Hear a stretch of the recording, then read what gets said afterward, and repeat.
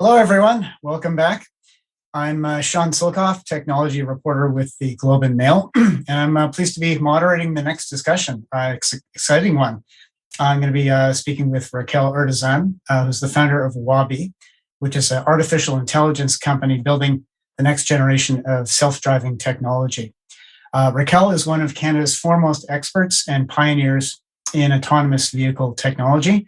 She's also a computer science prof at the University of Toronto and a co-founder of the Vector Institute for Artificial Intelligence. Raquel, thank you for being with us here today. Hi, Sean. Thank you for inviting me. Really a pleasure to be here. Yeah, this is great. So you're kind of a big deal in the world of AI and self-driving technology. Tell us a little bit about yourself and your background. Maybe tell the audience what led you into this field. Sure, happy to. So I guess I got very excited about AI when I was an undergrad.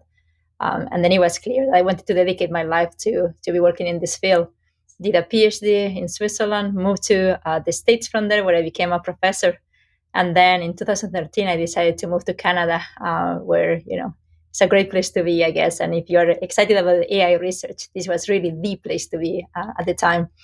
And since then, it's been fantastic here. I co-founded the Vector Institute, as you mentioned, with my dear fellows in order to bring talent and retain talent in the local region over here. And then the more that I work in self-driving, the more that it became clear that just being an academic was not sufficient. This is technology is going to touch everywhere, every one of us. So industry needed to be part of it. So joined Uber as chief scientist, and then I guess last year I started Wabi, a new company headquartered here in Toronto to really build next generation of self-driving technology.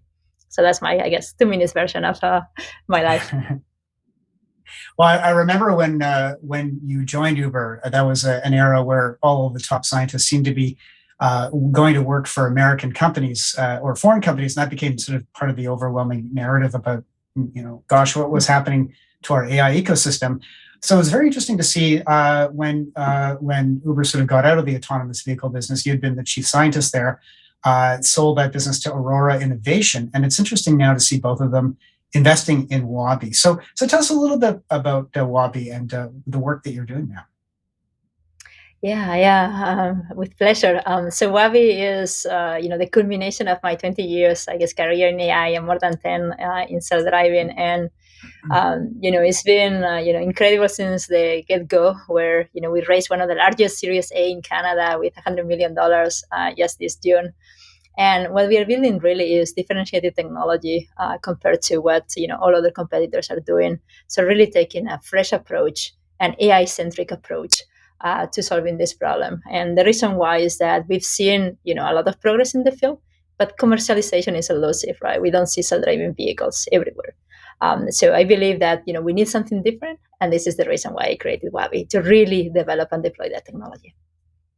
So tell us a little bit about how your approach is different. In our story last week, we referred to what you're doing right now as building a driving school for robots, run by another robot. So walk us through a little bit about where you are now and what you're doing with that technology and how that represents a different approach than what others are pursuing.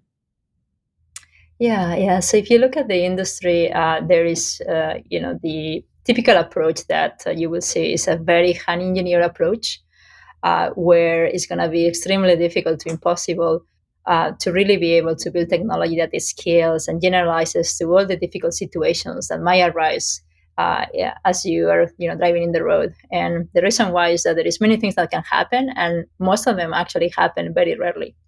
So there is like two big pieces of technology that you need to really have a differentiated approach or a different approach. One is the brain of the self-driving vehicle, what we call Wabi driver, and we have a very different approach on that front. And the second one is how are you doing your testing and how are you teaching the brain to behave and really handle all those situations. So for the second piece, I guess we have the I would say the best closed loop simulator out there in the industry that we just unleashed to the public last week, which we call Wabi World. Very, very exciting. And it's really the key for us to build this technology much safer and in a much more scalable manner. and don't rely like our competitors do into driving millions and millions of miles in the real world. That's unsafe. That's too costly. That's not the path to really build technology that generalizes and scales. So how does this simulator, this Wabi world, know what to throw at the driver? Like where did it form those experiences and I guess scenarios? Is that from real world input? Is this just a bunch of you sitting around being really creative? I mean, what's that data set, I guess, that informs that simulator? Yeah, fantastic question. So the simulator is an AI system in itself. So actually learns from data to be able to reconstruct the world as we know it, as we see it. It also learns to generate scenarios and an unbounded infinite number of scenarios that are very realistic. So it doesn't require human intervention. And the other piece that it does that is very very exciting is that it also plays adversary against our Wabi driver, our brain of the self-driving vehicle, by creating scenarios that with high probability the system might fail. And this is something that you want to absolutely know before you go to the road into where potentially are your failures. And as the systems get better, it will take millions, billions of scenarios to find one of these edge cases, right? So instead of doing that, we can just do it automatically by having these two AIs playing against each other. So is this sort of a series of like short episodes, or is this like one long drive that's going on day in and day out? And can you do two or three or an infinite number at the same time to kind of speed up the experience that your Wabi driver is getting? Yeah, great question too. So you can do both things. You can create, shorter episodes that are, to test the specific capabilities. You can create long rides for, miles and miles, hundreds, thousands of miles. You can do a combination of these things, and it really depends into specifically what you want to test, which particular type of scenario feature do you use. Now, this sounds like kind of like a fun video game, but at what point do you sort of take all the learnings from this driver in this virtual world and then start to apply it in real world scenarios? And for Wabi, what's that path from there until you're actually making money selling the system that you're developing? Yeah. So Wabi is building really our product is what we call Wabi Driver, right? Which is the software that is gonna drive self-driving trucks. So obviously, you need to drive in the real world, and there is a certain amount of testing that you need to do in the real world. What we are doing with the simulator is really accelerating the path to get to commercialization, and at the same time reducing, any safety issues. But there is both testing in the real world as well as in the simulator.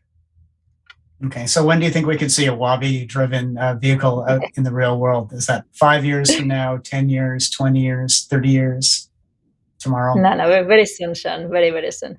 Very More soon. announcements to come, but very soon. Okay. We tried, by the way, to get this out of Raquel the other week, and we're unsuccessful. So I guess we'll have to live with very soon for now. Well, let's talk a little bit about the sector as a whole. Automobile and digital companies have been telling us for years. I remember stories from 2016 that we were going to have autonomous vehicles on the road by now. I think they were even saying 2021, 22. So what happened? Why hasn't that happened? Yeah. So there were a lot of promises, and I guess folks didn't deliver on those promises made. And I think one thing to note is that self-driving is a very very difficult task to actually automate, right? The task of driving. And I think what we see now a little bit more in the industry is a bit more transparency instead of throwing out timelines that were clear that were impossible to meet. So there is a little bit more realization, or even speaking out into this is there is many more things that need to happen for this to really happen at the scale. So that's sort of the influx point that we are seeing in the industry. I think that there is a lot more need for transparency, not just to say this is a difficult task, but for the different companies to showcase where are they really in terms of technology, what is difficult versus not, where do the systems fail, etc. And this is something that at Wabi we intend to do, to be very transparent into what type of technology we are building and what does our technology do and doesn't do well. Right. And we saw at CES last month a whole bunch of new announcements about autonomous vehicles from GM and Volvo and others. When you heard those announcements or saw them, what did you see, or what could you perceive from them that maybe the average viewer wouldn't, knowing what you know about how this field has evolved or not? I mean, are they still promising the same kind of autonomous vehicles? Is it just like a 5 years later update on the same promise? Or have those promises evolved a little bit in terms of what people can expect? Yeah, I think there's been, a lot of progress, for example, on the vehicle platform front from the OEMs, like some of the ones that you were, describing. There has been also, progress on sensors, and every CES we see, the latest greatest over there. But I think that again, the thing that needs to be a bit more transparent is about the fact that this software is not yet there. There is no such a thing as a system that can drive autonomously, really, in general traffic situations. And that's where we, in my opinion, we need to focus on, and we need to just use a different tool chain. We cannot use, what was, designed for the DARPA challenge 20 years ago, which most of the software stacks look like that. We really need to modernize, and have a holistic approach that will enable us to really get, to this milestone of self-driving at the scale much sooner. Right, the DARPA challenge. That's that's in the desert, right? It's a race of autonomous vehicles. It's been going on that long, 20 years. Wow. What now? Yeah, I guess the big question a few people have is, will we get to a point where a robot is actually better than at driving than a human? I guess you believe that, don't you? Absolutely, absolutely is the case, and this is why I'm dedicating my life to this. For me, self-driving is an obsession, and I will not stop until that moment arrives. And humans are great, but humans have vulnerabilities. We get tired, distracted. We don't have the power of the sensors that self-driving vehicles, have. They have superhuman capabilities. So definitely, there is going to be the case or the time where that's going to flip between, it's much safer in a self-driving vehicle than driven by a human. And, we are working really hard to make that happen as soon as possible, because this technology is really going to transform the world as we know it. And it has so many advantages, not just from the safety perspective, but also, supply chain, right? We are all suffering now that we cannot get any of the things that we need. And this is, supply chain is what we are doing at Wabi, right? But definitely we will see this technology making, big changes in the world. Do you think society, politicians, regulators, average citizens, truck drivers, will be ready to accept the wide-scale adoption of self-driving vehicles? We can imagine all sorts of roadblocks, whether it's politicians saying they're protecting jobs, to drivers, professional drivers who say, well, you're gonna affect my industry negatively. What are the big roadblocks you see there? Those aren't technological, but societal. And how do you think those can be solved from your perspective?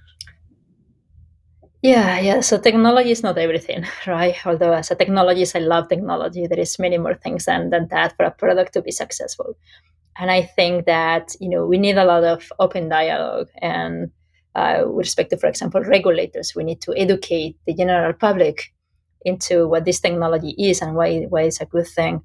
And in terms of job displacement, right now there is, a lack of, chronic lack of drivers, particularly for long haul trucking. So it's not that, we are trying to fill those gaps, right? We are not trying to necessarily displace anybody. Now, with this type of new technology, it's also important to know that it's not going to happen, from one day to the next. Suddenly, you see, self-driving trucks everywhere in the world.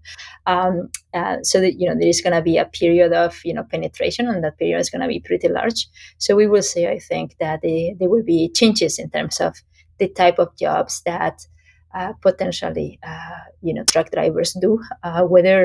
And to me, it's more about, can we actually improve the conditions that they have? Because right now, if you are a long haul trucker, you need to go for half of the week or more into these long trips. It's very hard to have a family. The quality of life is really not the best possible, right? And apart from the safety, it's one of the most dangerous, professions in North America. So think about this and think about how we can make them, maybe just do the last mile or the last couple of miles, and enhance their way of living. So which applications do you think will take off first? I mean, we've seen Loblaw, I think, working with a company called Gatic to do sort of part of the delivery, of the long haul delivery, but not the whole thing. Where do you see the first sort of applications really take off in a large scale with autonomous vehicles? Yeah, for me, trucking is definitely the first application. And I guess there is two major reasons. One is there is an absolute need for this technology, right? To, again, remove some of the supply chain issues. And because of the safety piece as well. And it's also, much easier to automate highways than to automate doing things in our cities. Right, I live in Toronto. Traffic is nuts, right? So there is so many things that can happen compared to if you just drive on a highway. Now, I think this will be definitely the first place where we will see this technology really penetrating the market. And things like robot taxis, maybe last mile delivery, will come later and will take quite a bit longer, in my opinion. But okay. They will we're coming near the end. We've got time, I think, for one or two audience questions. Let's start with this one. Is it more, sorry, is it more difficult to design? So I'm having trouble reading this. Yeah, okay. How many years before the average car buyer can feel safe in a self-driving car, would you say?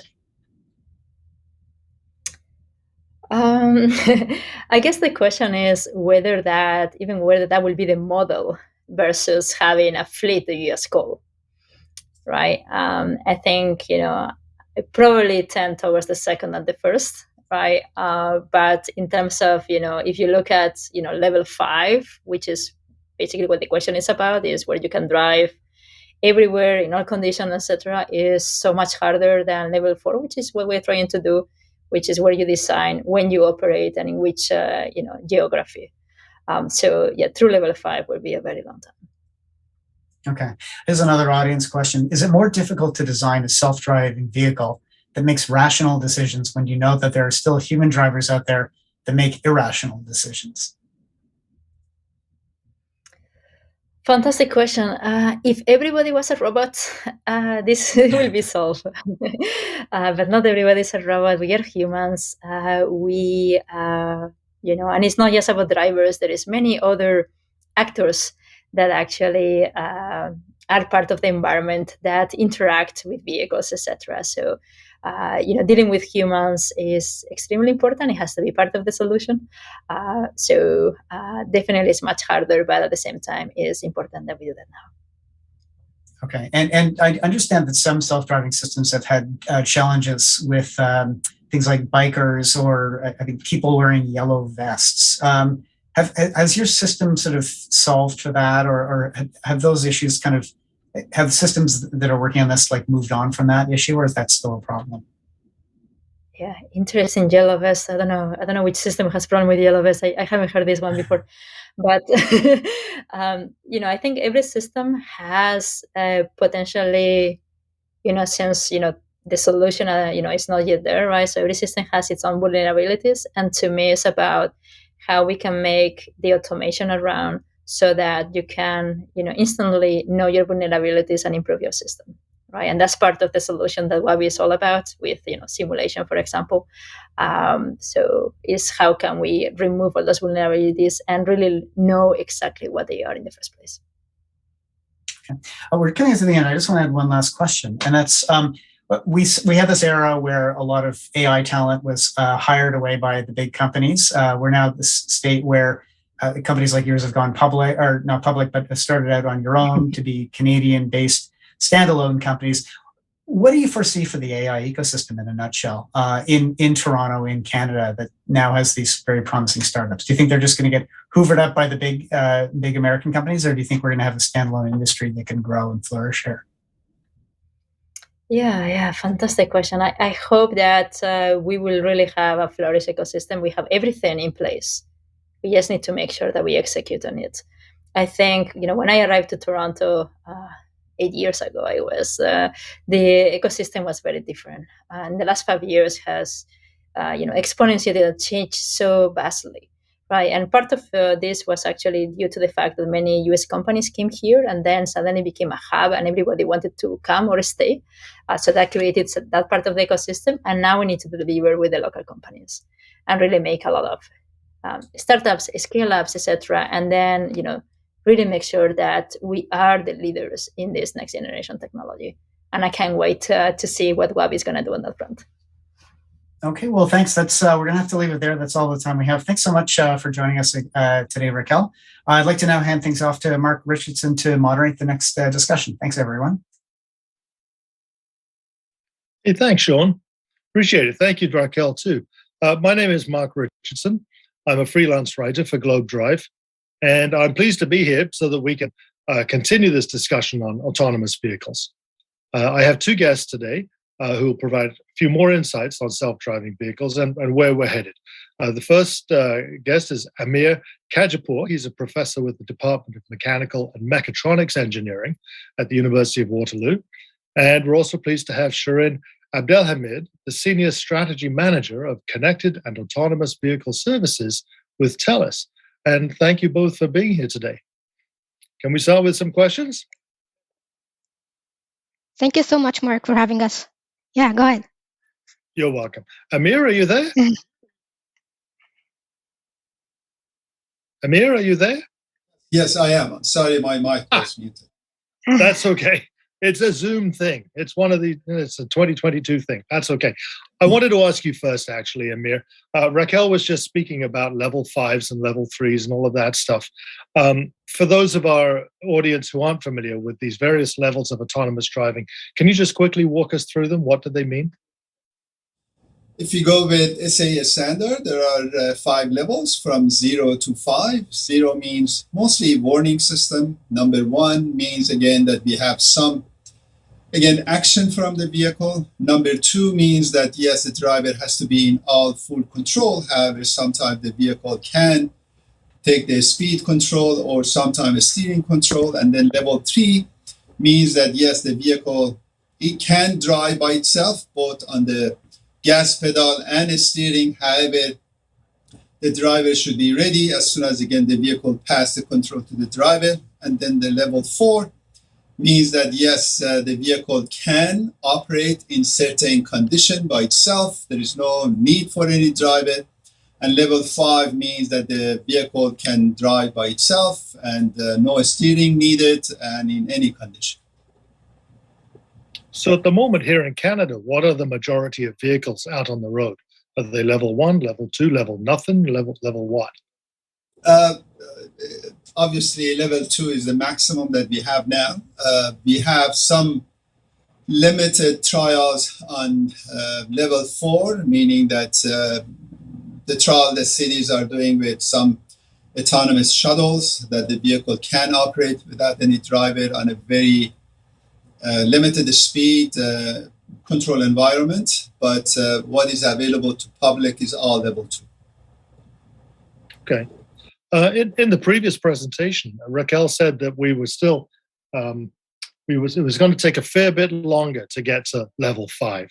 And she also said that Wabi was very soon ready to move ahead with its technology. But the question here is, I'll ask you this, Shirin, for levels 4 and 5, is this actually going to happen? Or is this just a pipe dream to be able to sit in the back seat while the robo-taxi takes us home? So it's not a pipe dream for sure, but I doubt that anyone can tell when exactly we will have them as mainstream on our public roads. We have already seen many automakers announcing plans to offer them by specific years, but they kept deferring their plans, also as Raquel mentioned. But what I can say is that we are definitely on the right path to eventually have them. Like earlier this month, we have seen General Motors Cruise giving rides to the public in their self-driving cars in San Francisco, and the company signed an agreement as well to start a driverless taxi service in Dubai by 2023. And Waymo is now offering an autonomous ride hailing service in Arizona where people can take an autonomous trip anytime by requesting an autonomous car using the Waymo One app. So I believe it's just a matter of time to see fully autonomous vehicles, those of level 4 and 5, sold to the general public, and definitely it's not a pipe dream.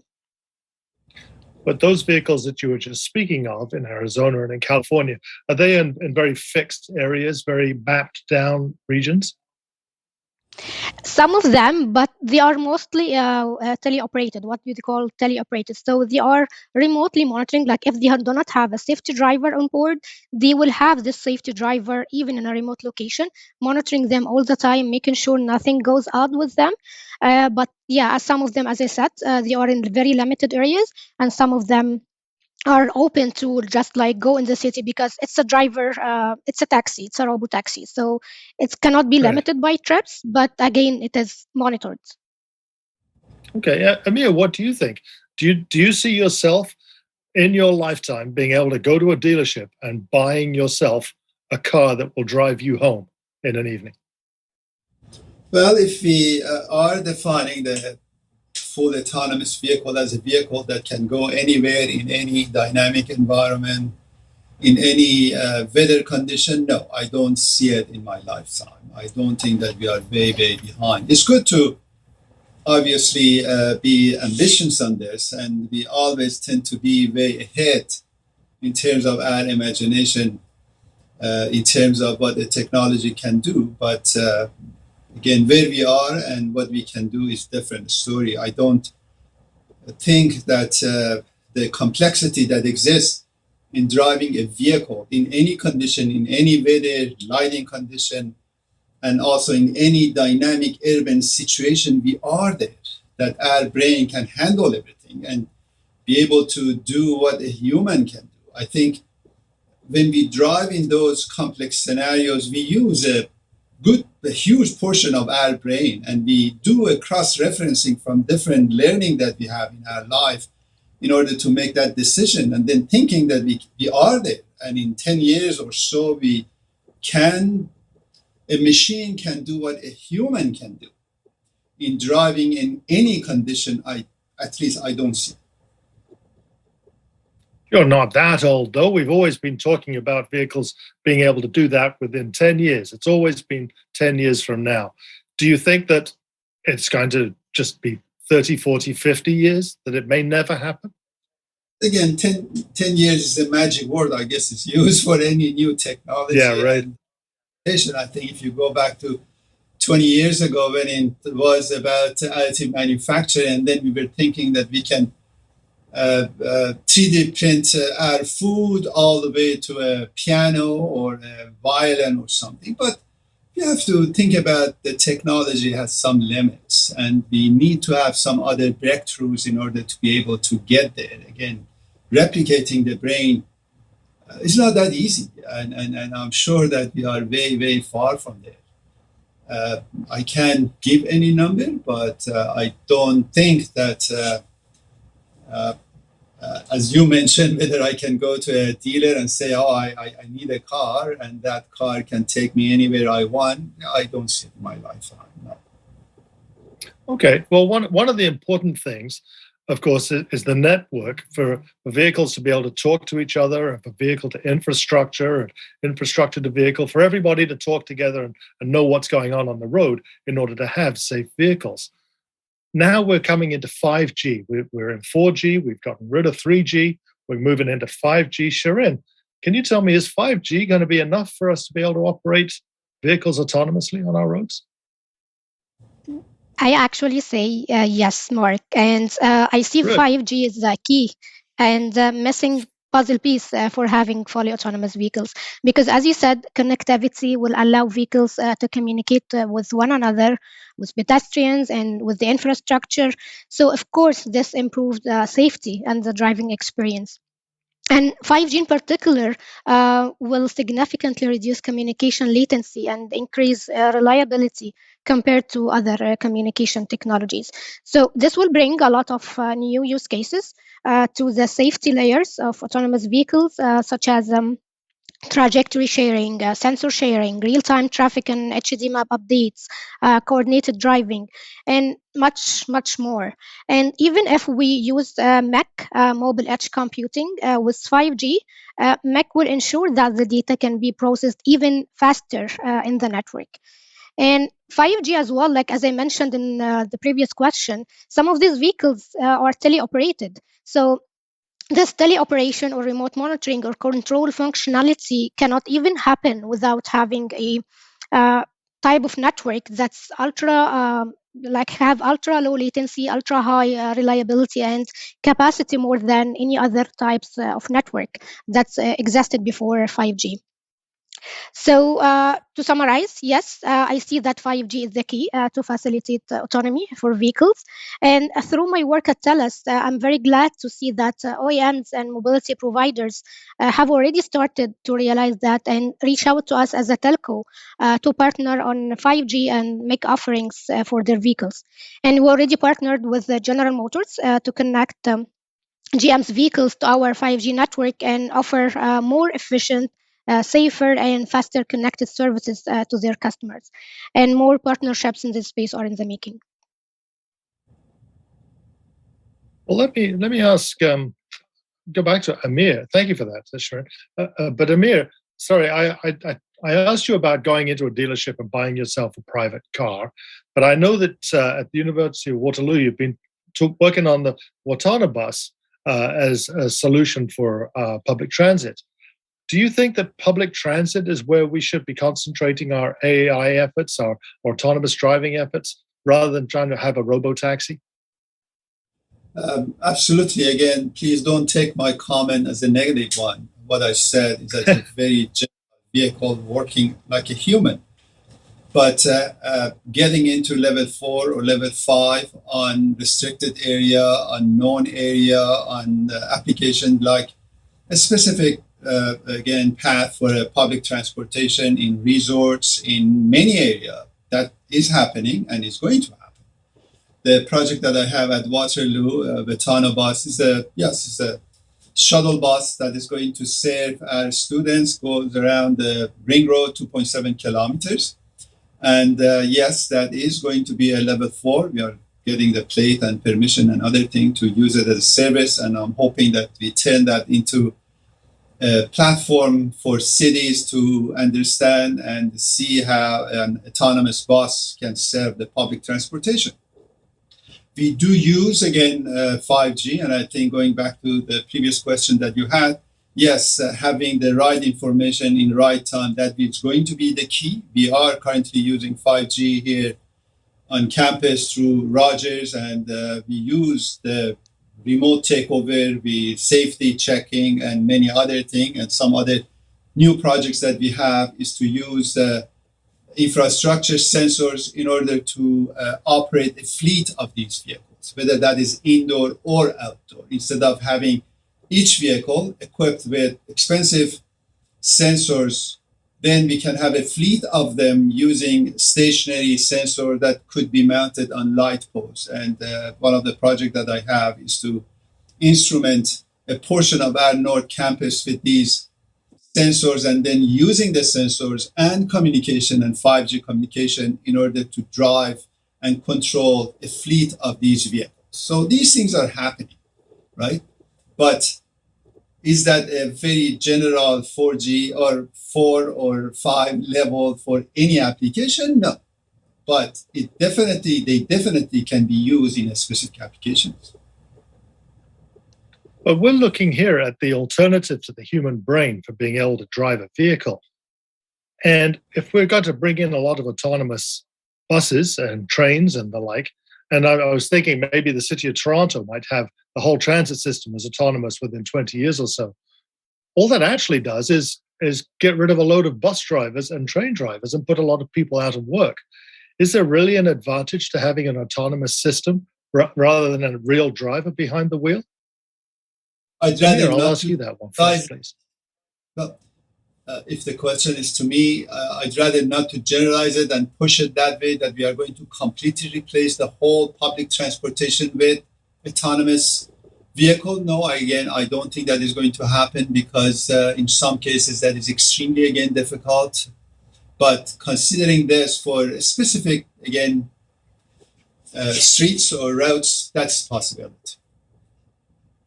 So I know that the overall direction of autonomous driving is not so much to be able to let us just relax in the back seat, but to make our roads safer.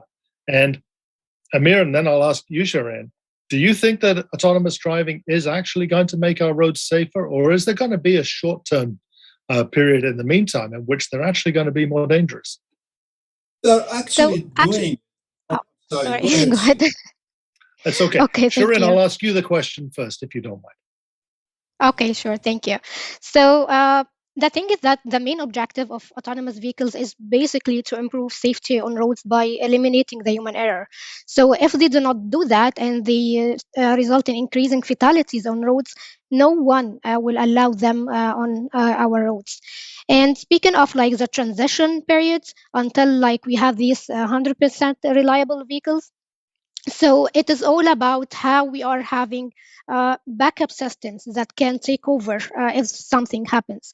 So, for example, level 2 and level 3 vehicles, they are including some sort of driver monitoring system that makes sure that the driver is already watching the road and paying attention to the road, because these the vehicles in these levels are still having dependency on the driver in some cases. So if the system finds that the driver is not paying attention, it will start to give them alerts, and if they do not respond, they will bring the vehicle to a safe stop. So the answer, as long as you are prepared for these edge cases, for these emergencies, unusual events, by getting back, or like having the responsibility back to the driver and making sure the driver is alert, I would say this will increase the safety on roads, of course. But in the meantime, we're experiencing lots of stories that I read about them all the time, about people who think that their car will do a lot more than it will. And you hear stories of the police pulling over people driving in their vehicles that they think are autonomous, sleeping in the back seat or sitting in the passenger seat, strapping cans of Coke to the wheel to sort of try and beat the system. That's what I mean by them being more dangerous in the short term. Are you concerned about that sort of thing at all, the general stupidity of drivers? Amir, So let me it's ask again, you that one. okay, go ahead.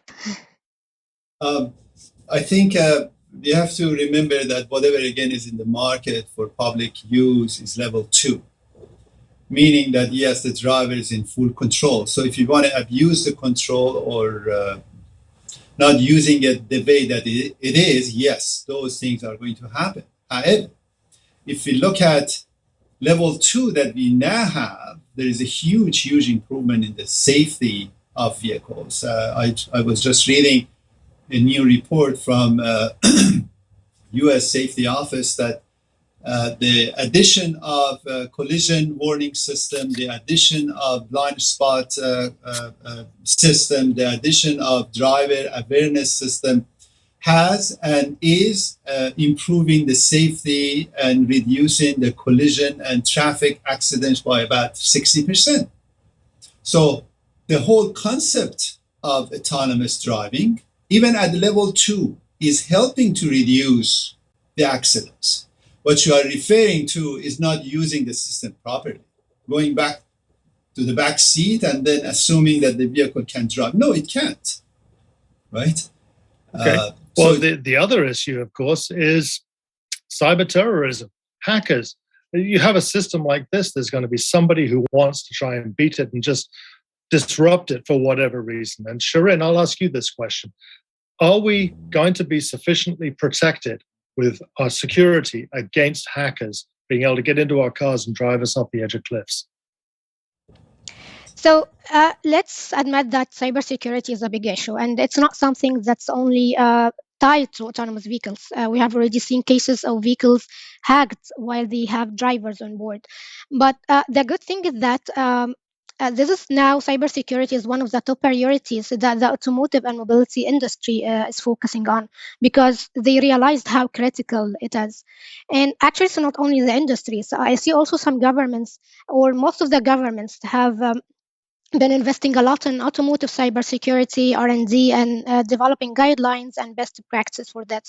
And a very good example is Transport Canada. So they have developed and shared vehicle cybersecurity guidance and strategy and assessment tool and made them all available on its website.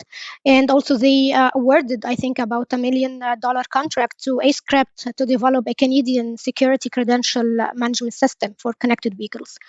So to summarize, automotive cybersecurity is a critical issue for sure. It's not only for autonomous vehicles, it's for all vehicles. But the good thing is that both the private and public sectors have recognized that.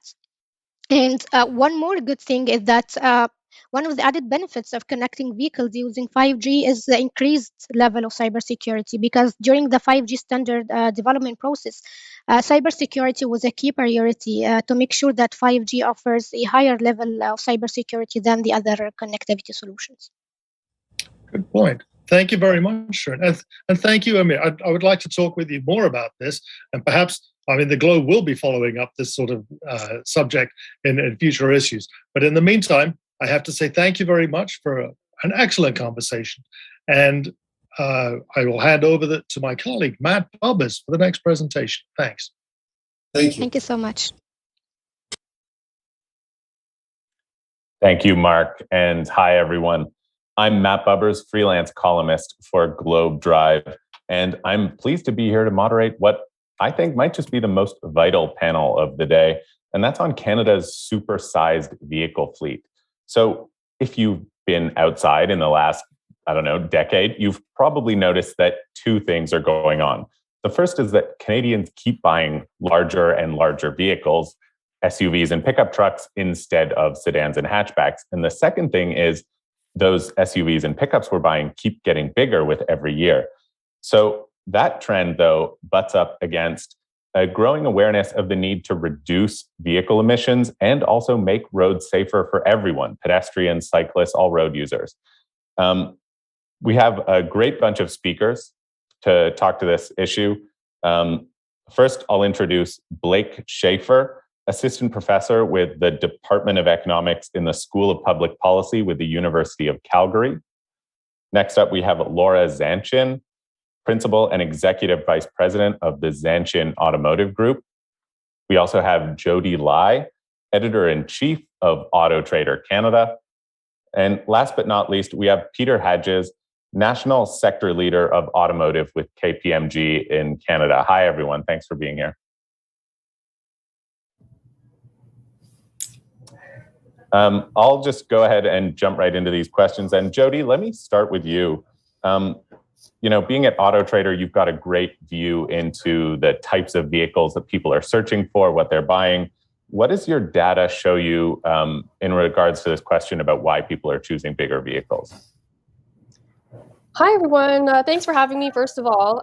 So Auto Trader surveyed a bunch of car shoppers and found that 30% of them intend to upsize to a larger vehicle from their current car. And among those people, nearly half, so 48%, wanted to upsize to an SUV. And about a third, at 32%, said they would pivot to a truck. And that's a lot of interest that we're seeing in larger cars. And we've also seen that searches for these larger vehicle classes have also increased on the Auto Trader marketplace. So there's definitely a ton of sustained interest. Mm-hmm. That's interesting. And is the pandemic having any effect? Jody, I'll stick with you for this. Have you seen the pandemic influence this trend at all? Yeah, absolutely. So in that same survey, AutoTrader found that 48% of car shoppers said the pandemic allowed them to save more money than they normally would, by not like traveling or eating out as much and stuff like that.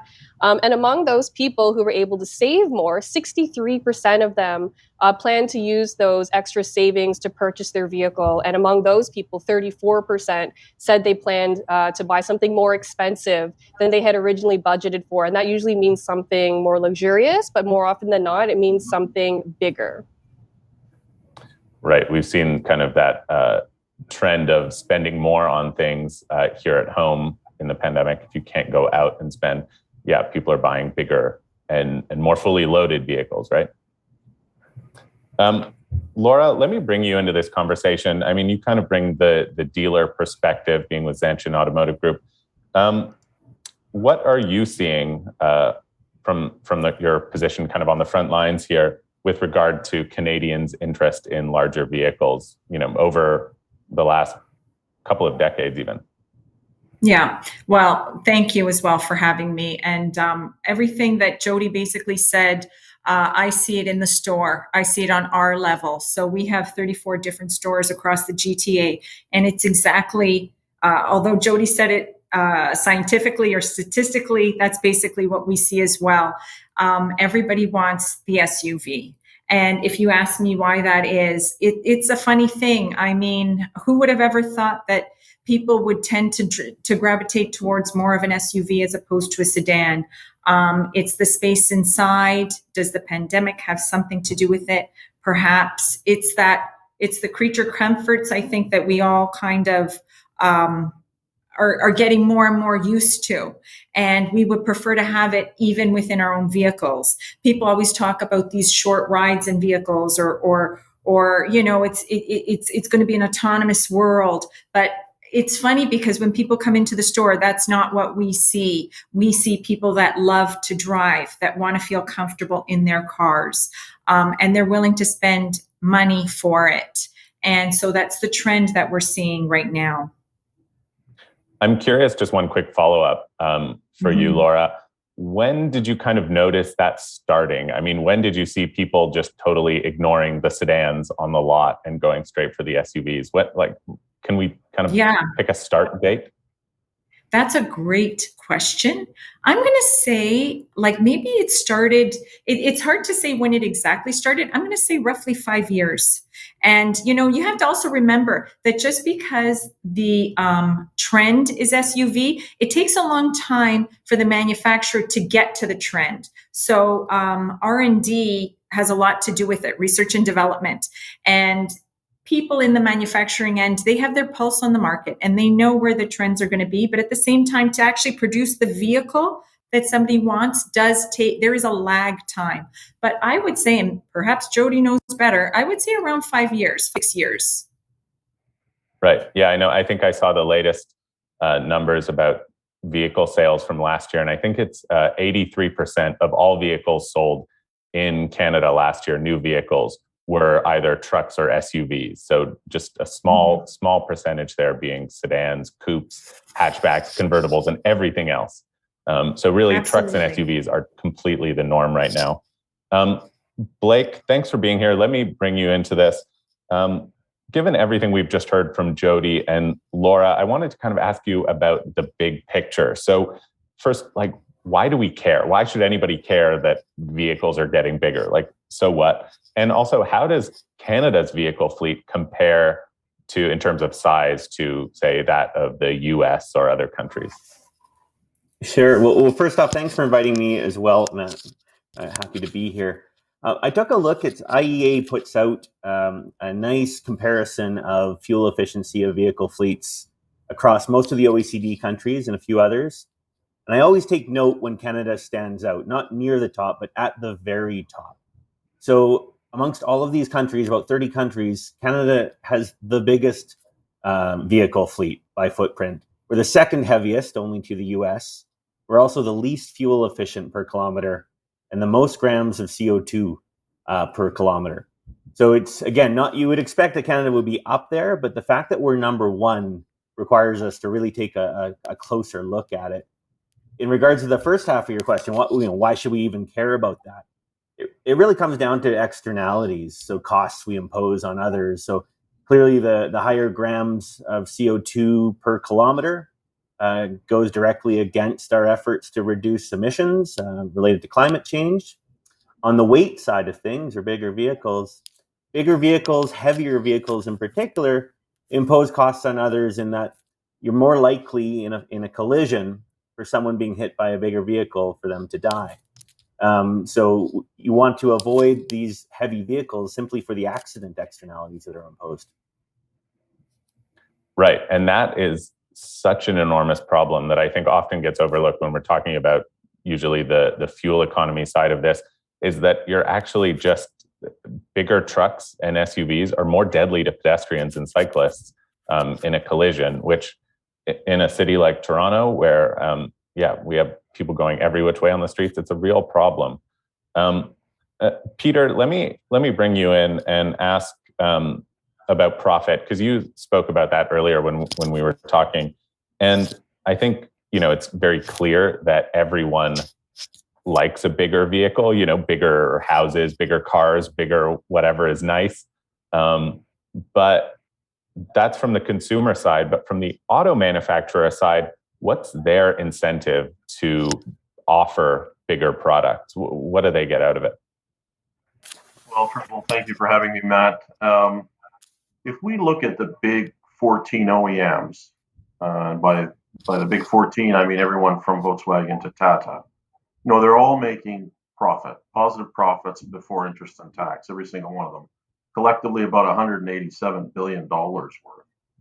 And when it comes to General Motors and Ford, who are big truck and SUV manufacturers, and Stellantis too, they would tell you that there's a perfect congruency between supply and demand.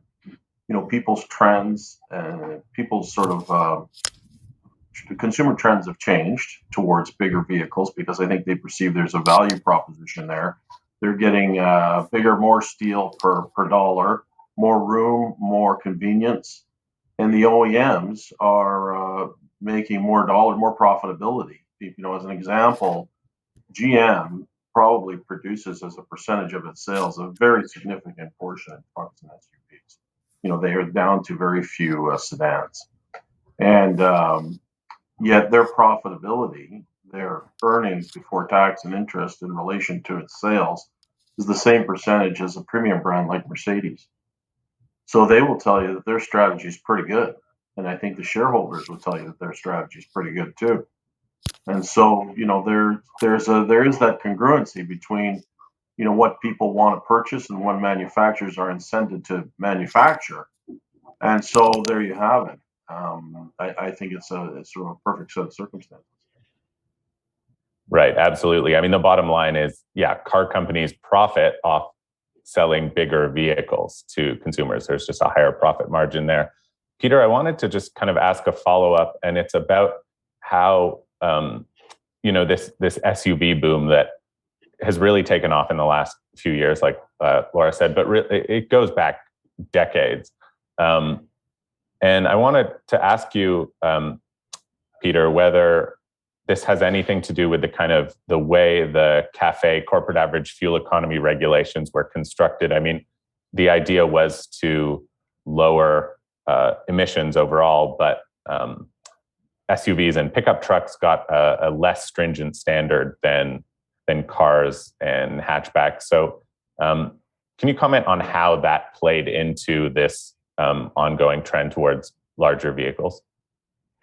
Well, let's be clear. The internal combustion engine has improved substantially over the last 3 or 4 decades. They are more fuel efficient than they've ever been. They are better at emissions than they've ever been, internal combustion engines I'm referring to. And so agree, because have shown that they're less price sensitive in the medium term in their buying decisions towards the price of fuel, utility of an SUV and a pickup truck for that matter. And the pickup truck is the working truck in North America in a lot of respects. I would say that the CAFE rules are obviously impacted by the weighted average, fleet economy. So there are small trucks, there are small SUVs, there are small vehicles that make up that average, that have an incentive, or that help OEMs with their achieving their targets. But I would say the combustion engine has improved a lot, and that's been a factor. Now, for anyone who's filled up their car with gas in the last week or two, I mean, I've noticed that it's completely different from what it used to be about a month ago.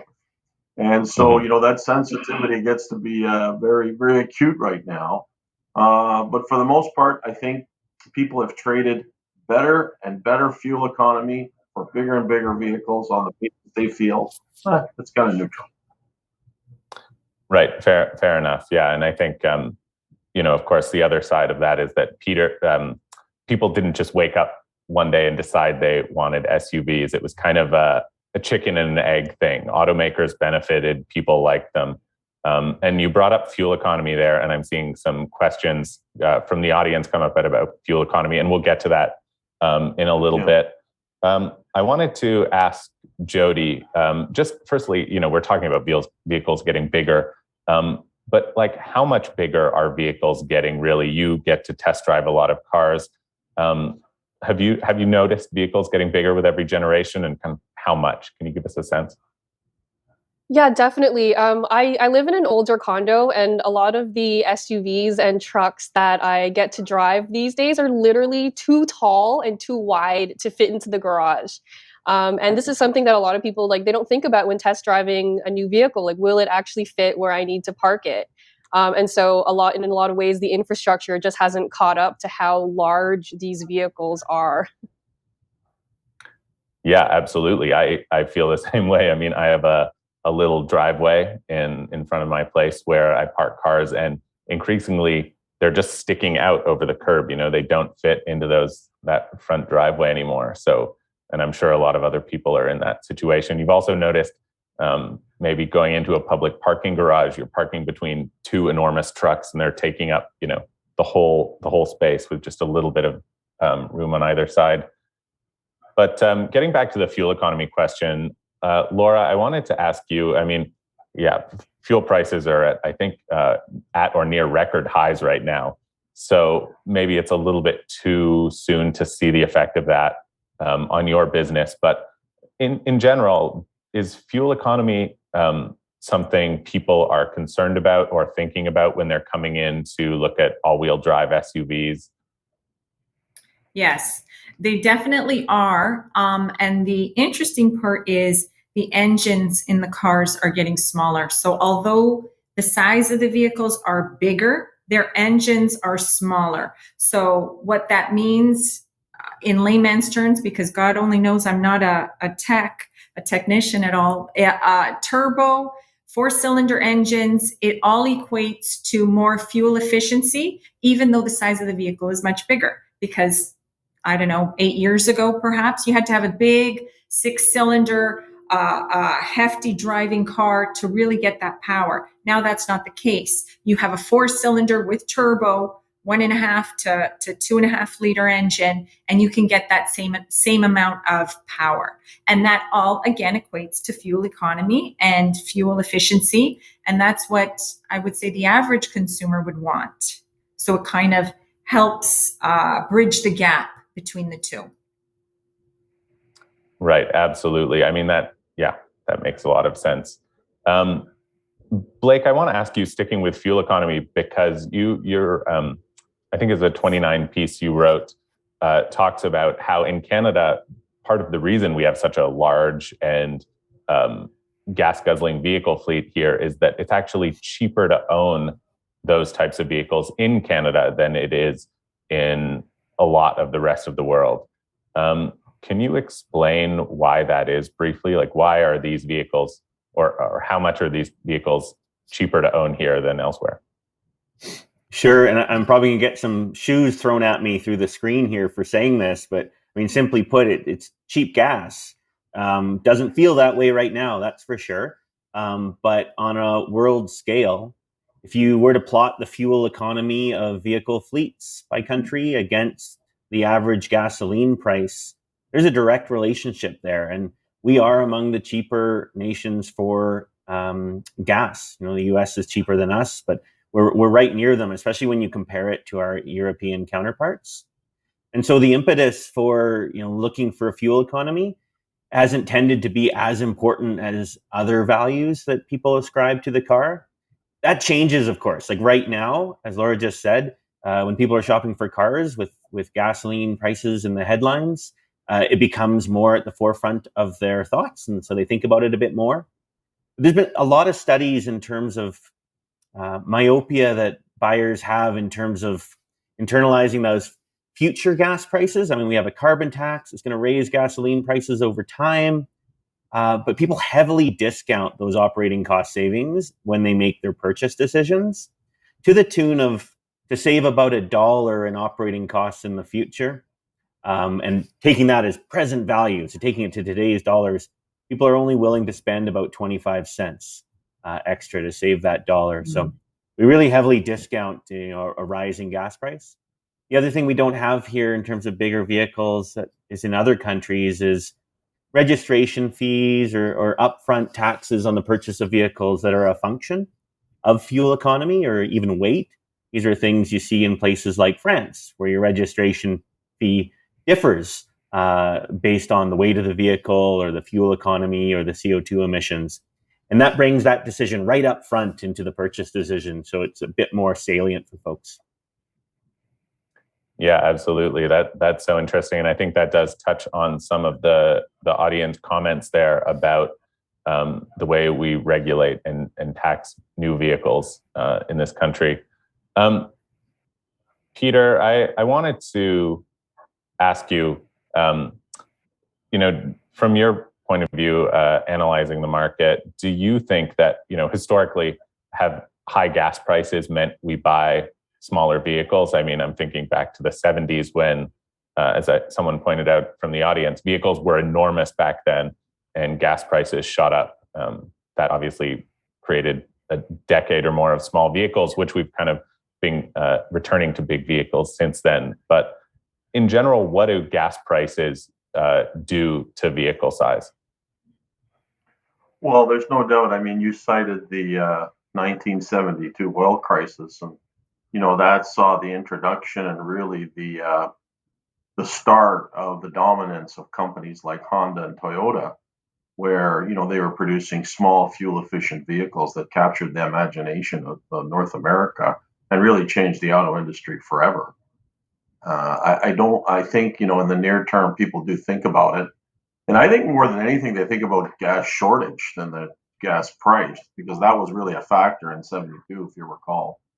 For those of you that do recall. The other thing I want to just touch on, Matt, is the size of vehicles. We've been talking about it. For anyone who's seen a 1967 Cadillac sedan or a 1972 Buick LeSabre, I mean, those were really, really big, heavy vehicles. And the modern SUV has substituted plastic and lightweight steels and different ways of manufacturing, so that what we've achieved is bigger interior dimension and utilization, and maybe even a maintenance of weight as cars get big or maintain their size in a different shape.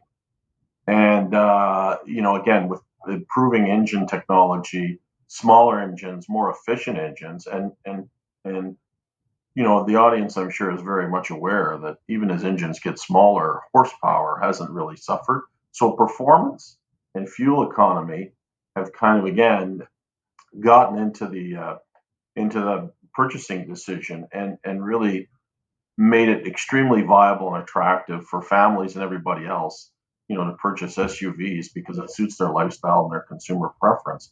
But I would say there is a reaction to, more than anything, and you see it in the electrification of vehicles, I don't know if it's so much price that is availability and the inconvenience and the difficulties around securing fuel supply, whether that's electric or combustible fuel. Mm-hmm.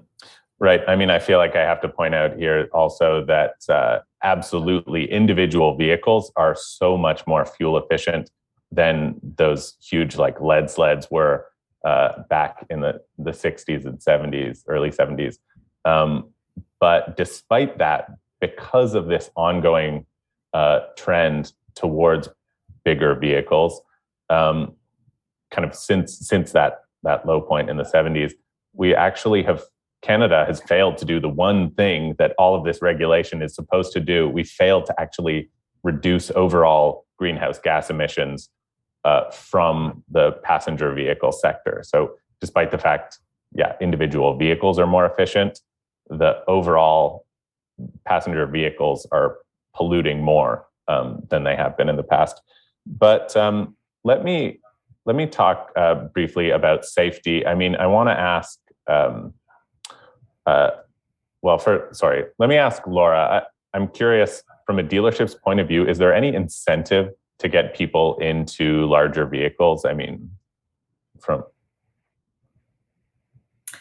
Yeah, this is an interesting question because I asked about 5 general managers and I was like, what's the incentive for people to be buying larger cars? So if you mean from a manufacturer's perspective, there are no incentives whatsoever. So I guess if you mean an internal kind of why would I want a bigger car kind of an incentive, it's your own personal reason to purchase a big vehicle. You know, there's no monetary incentives to buy a larger vehicle. On the contrary, and yet the demand is still so high. The only other thing at this particular moment in the marketplace, if you want to put it that way, money right now is fairly cheap. I mean, the rates are low. So it's a good time to buy a vehicle, perhaps that's larger, that maybe to you or to other people or whatever, it's your dream car, you can afford it. You can afford a more expensive vehicle right now. So pound for pound, you almost feel like you're getting a bigger and a better deal. That for me would be... Sorry to interrupt. Incentive. Can I just ask? I meant more from the dealership's point of view, from the person on the sales floor's point of view. Is there any incentive to get a consumer from a smaller vehicle into a larger one? No, there's really no incentive for somebody to be pushing a larger car, even from a salesman's perspective. Do we make more money on a larger car? Sure, we'll make a little bit more money, but it's not like a huge, if somebody walks into your store and they have their heart set on a small car, they're going to buy a small car. If they walk into your dealership and want a large car, they're going to buy a larger car. They're going to buy the largest car their money can buy. Right. Yeah. And you're right. I mean, we've seen that time and time again in the stats and also just walking outside. Jody, now, sorry, let me get back to safety because as Blake brought up, people tend to think that bigger vehicles are safer, and for the people inside, they usually are. But Jody, what about pedestrians, cyclists, and people in smaller vehicles? How do big vehicles impact safety there? Yeah, I think it was mentioned before that like the likelihood of someone like dying from an injury after getting struck by a larger car is much higher. But like, to be fair, most of the big trucks and SUVs these days are available with all that advanced safety tech that's supposed to protect cyclists and pedestrians. You know, they have pedestrian detection, they have these like blind spot cameras. And I'm not entirely sure that the problem is because the vehicles are too big, but the visibility is so small now. Like windows are just getting so small. Like all the pillars are getting very thick. And it's the overall visibility is really hampered by these certain body styles like coupe SUVs, where it's very stylish to have that sloping roof line, but that means your rear view window is, this big. So I think there has to be a lot of catching up to do in terms of that advanced safety technology. Yeah, absolutely. But I mean, I'm glad you brought that up because that is kind of one of the potential solutions to this issue, which is all these advanced driver assistance systems that we heard about in some of the previous panels, like pedestrian detection, automatic emergency braking. And they're even starting to recognize cyclists, which I'm really personally happy about as one. I wanted to ask, we're actually kind of running out of time here, and there's so many audience questions, and they're all really good, and I want to try and get to as many as possible. But Blake, do you see any end to this kind of bigger is better vehicle arms race? I mean, are vehicles going to keep getting bigger? Is there any end in sight? preferences are what they are, and so people, if it's what they're demanding, there's going to still be demand for it. I think there is that other element. I think Peter might have mentioned it in terms of availability. I personally know plenty of folks right now interested in electric vehicles, but the wait times to get into one are quite long, so that they've considered other options. It's pretty clear to me we didn't really touch on electrification of vehicles much today, but that's, in my view, where we're definitely headed. That brings pros and cons. Clearly, on the GHG front, it's going to be an improvement. It actually increases the weight of the vehicles in the near term because the batteries are so heavy. But that's where I think a lot of the things Jody just mentioned it. Collision avoidance systems are really important, and we have the technology improved to make weight less of a factor because we can reduce the likelihood of collisions. I think simple things that are really important: safer streets, lower speed limits, dedicated bike lanes. All of these things we can do to make weight less of an issue, impose less of a cost on others by designing safer streets. Mm-hmm. Right. It's not just the cars, it's the streets also that we need to think about. I want to say too that I mean, it's completely understandable that people would want bigger vehicles. They're useful and, even necessary for a lot of drivers here in Canada. And, personally, I took a road trip last summer with 4 people. We rented the biggest SUV Ford makes, and, it was great. I wouldn't have wanted a smaller car with all our stuff in that. But, given that, what are, very briefly, some of the solutions to these issues? People have brought it up in the questions here about maybe some regulatory issues, some tax things, fuel prices. Jody, let me start with you. I mean, any thoughts there? Do you think small cars will just suddenly become cool again, or is it EVs? I mean, I hope they become cool again. I love small cars, but I think one of the reasons why a lot of people gravitated towards SUVs and larger cars is because at one point they were the only ones you can get with all-wheel drive. And Canadians love all-wheel drive because we have like 6 months of terrible weather to deal with.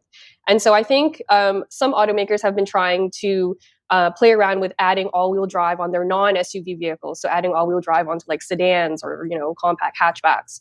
And I think that helps the all-wheel drive solution, but it doesn't really solve the mentality that like I'm going to buy as much car as my money can buy. My advice to car shoppers is always to only buy as much car as you need, but I don't think a lot of people actually do that. Right. Absolutely. Yeah. Guilty as charged for sure. I'm going to ask you guys to be really brief with these last few answers, but just very quickly, Laura, do you think this trend of bigger vehicles will continue? That's a great question. No, just because, we've been around for so long, we've seen things go up and we go down, and then something else comes up. And as Blake mentioned, electrification.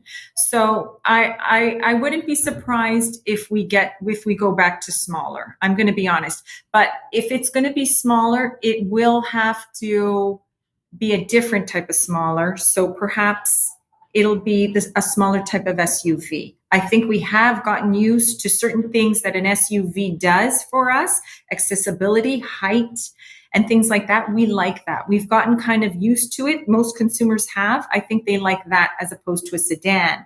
But as far as a large type of vehicle, I think we will go back to more of a smaller size, not completely small, but smaller. I think things change. Right, absolutely. I'm going to start going through some of these audience questions, and I apologize if we don't get to all of them, but I'll go through kind of chronologically here. And maybe, Peter, this is a good one for you to answer, but what is the plan for SUVs and trucks to become more fuel efficient? Well, look, I think electrification is very much on the horizon. If you don't think it's going to happen, you just have to look at Plant Zero that GM is investing in Michigan, and it's a massive undertaking. I think back to your question and related to this, what's going to happen to the size of vehicles? What's going to happen to fuel efficiency? Electrification is here. Hybrid electrification is coming, and the vehicles will be both bigger and smaller. And by that, I mean, the drivetrain of an electric vehicle, there's no transmission tunnel. You don't really need the trunk to be occupied with an engine. The batteries, as technology evolves, will make up the subfloor and maybe become thinner and smaller. And so what you have is more interior space, which seems to be very important to consumers, and yet you could probably condense the shell of that SUV. So, you're kind of achieving the objective that consumers really want. The other thing I'd point out is, I think one of the things around bigger vehicles is that, the occupants feel more safer.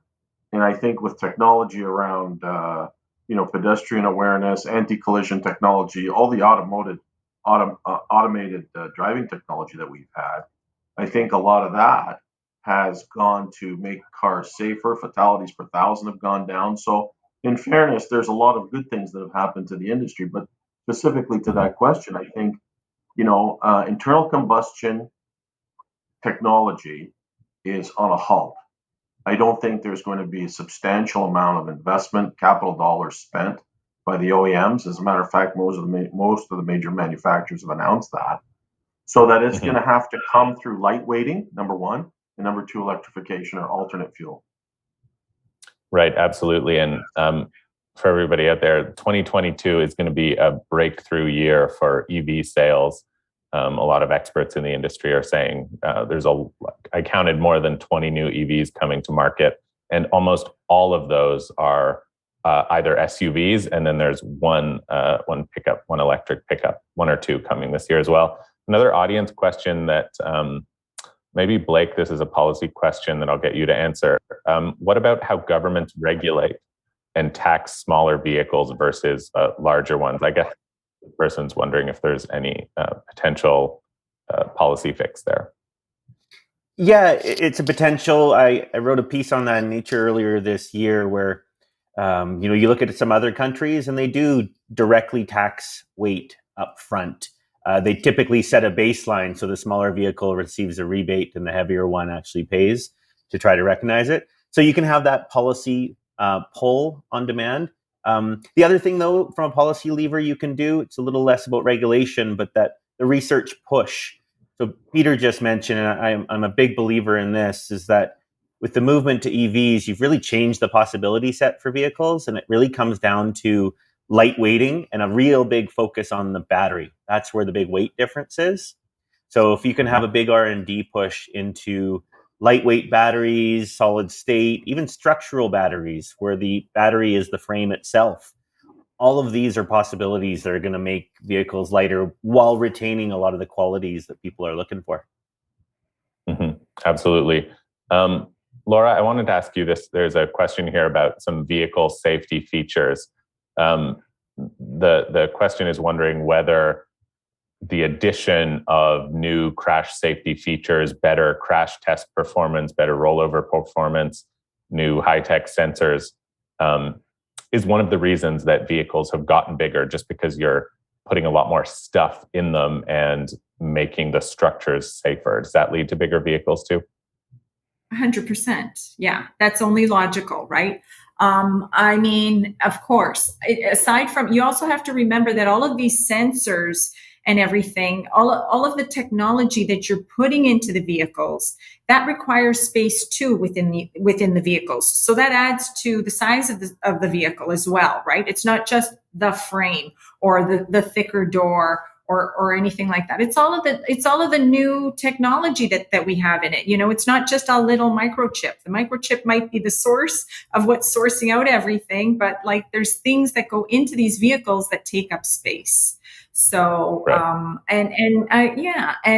I mean, I think Blake brought up a good point about 20 minutes ago, where he said it's a very cold climate. I think that has a lot to do with it. We want to get into a warm, comfortable, cozy car. We want to bring our kids to hockey in the middle of February and feel comfortable, and his friends, the kids and the son and the daughter and their friends in the car. So, yeah. That's right. And I'm seeing a question here, or more of a comment from someone that was saying they were just in an accident in their car and were thankful to be in an SUV. They feel that more safe in a bigger vehicle than they do in a smaller vehicle, which I think is a really common sentiment. which we touched on earlier. Also, shout out to the person who mentioned the Buick LeSabre, smooth ride. I bet it was, never drove one, but I'm sure it was like a waterbed. There's another audience question here that I think is really interesting. Is there a socioeconomic factor that drives Canadians to larger vehicles? In other words, is it also a factor of communicating one's success to others and station in life? Having lived abroad, this person says this is a factor in countries like the UK as well. I don't know, Jody, do you want to field that one maybe? Yeah, sure. I think there's always been a bit of bigger is better in terms of flaunting your success. I think because people know that more money buys bigger cars, and what better way to show off that you have more money than by getting a bigger car, right? So that's definitely one factor. The safety one is a big one too. But yeah, cars are status symbols. And I think as long as they continue to be status symbols like houses, people are going to want to flaunt that. Mm-hmm. Absolutely. Well, there's a few more questions. I'm sorry we didn't get to everyone, but I think that was great. Thank you to all the panelists. On behalf of Globe Drive and the broader Globe and Mail team, I'd like to thank Blake, Laura, Jody, and Peter for being here today. I would also like to thank Toyota, KPMG, Pit Stop, Fleet Complete, and CAA for their support of today's events. And of course, everyone in the audience for listening and for their great questions. A reminder, you will receive a link to the webcast recording in about a week. Thank you, everyone, and enjoy the rest of your day.